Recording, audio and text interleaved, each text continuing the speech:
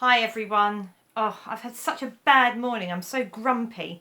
First of all, when I got up, I went downstairs to make myself a cup of tea and someone had left the cupboard door open. I bashed my head and it really, really hurt. And then I came upstairs and I wanted to have my shower and the shower was cold, which was really annoying. And then I wanted to record my assembly and the battery was flat because my children have used my tablet again and it took ages and ages to charge up, and so now I'm late and I'm really, really fed up. Lucy, you alright? No, I'm really fed up. Oh dear. Well look, I'll tell you what, I think it's just the weather. I think that you're a bit hot and bothered and maybe you'd just like to have something to cool you down. How about a glass of orange juice? It's not going to do me any good. Yes it will, it'll be alright. Well, just let me do this assembly and I'll see how I feel later. Alright. Okay. When you're in a bad mood, you usually want to blame someone. You feel really fed up and annoyed and your brain looks around to see whose fault it is. It could be your teacher, your parents, your friends, maybe your brother or your sister. But sometimes it's not really anyone's fault. Instead, there's just a different kind of explanation. Nothing is really wrong at all. You are just feeling grumpy and bothered because you haven't had enough sleep and you're a little bit tired. Imagine you're running up a hill. You've just started running, you've got loads and loads of energy, and the hill isn't a problem. In fact, you think it's going to be quite good fun. You wonder how quickly you can run up to the top of your hill, and then you're going to run down the other side. But imagine you've already been running for quite a long time, and you come to the bottom of this hill and you look up and you just see how high it is. Your legs are aching, you're out of breath.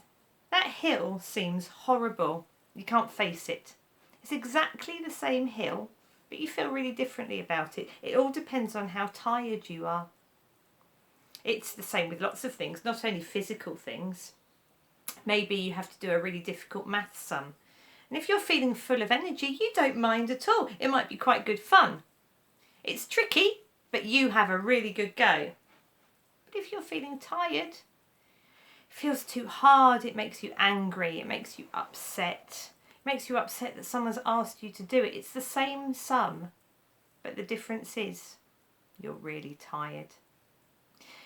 Being told that maybe you're tired, like you just saw then, can be quite irritating. Usually it doesn't feel like that's the reason you're in a bad mood. The trouble is, you can be tired and not notice. Once again, your brain doesn't really realise what's going on. It's not only being tired that can put you in a bad mood. You might be hungry or not drunk enough water or been indoors all day. It might be that you haven't had enough time running around, or even sometimes the winter's been really, really long and you haven't had enough sunshine. All these things make a difference to the mood we're in. We don't usually think about these things when we're in a bad mood, and instead we imagine the reason we're upset is because of something someone else has done. We get wound up and we want to shout at them and tell them how horrid they are, and sometimes we do. But actually, what will make us feel better is a rest, a glass of water, some lunch or a play outside. It's odd, but it is really interesting that you can forget that there can be really simple reasons. Sometimes it can be really simply fixed too.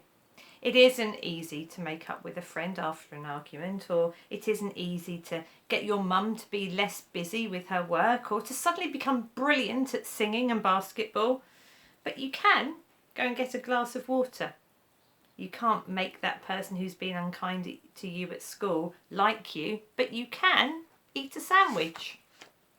Adults are especially bad at seeing that they might be in a bad mood because they're tired. Adults like to think that if they're really upset, it's because of a really big and important reason. Maybe something to do with politics or world affairs, or because their boss at work is so much more silly than they would ever possibly be. It's hard for them to remember too that a bad feeling can have a really simple explanation. Maybe they just stayed up too late, or maybe like me, they should urgently have some orange juice. I'm going to have some orange juice now. I'm going to have some orange juice and then I'm going to tell you about our philosopher. Oh. Let me see.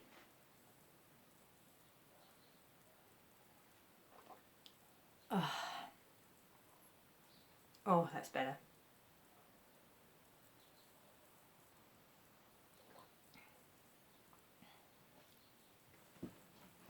When I send out this assembly, I'm going to send you a checklist for you to check if you're tired. And maybe you can print it out or write it out and think about what happens when you get grumpy and what the small explanations for it might be. This week's idea comes from Matsuo Basho.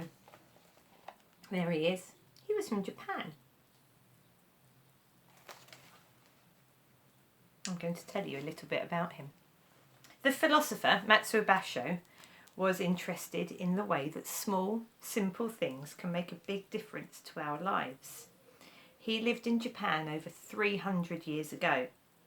He came from a very ordinary family, and when he was quite young, he worked as a servant in the house of a local nobleman, who was a very good employer and helped a lot with Matsuo's education.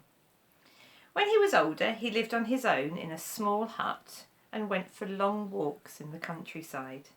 He had a career as a poet, writing very short poems that you might have heard of called haikus.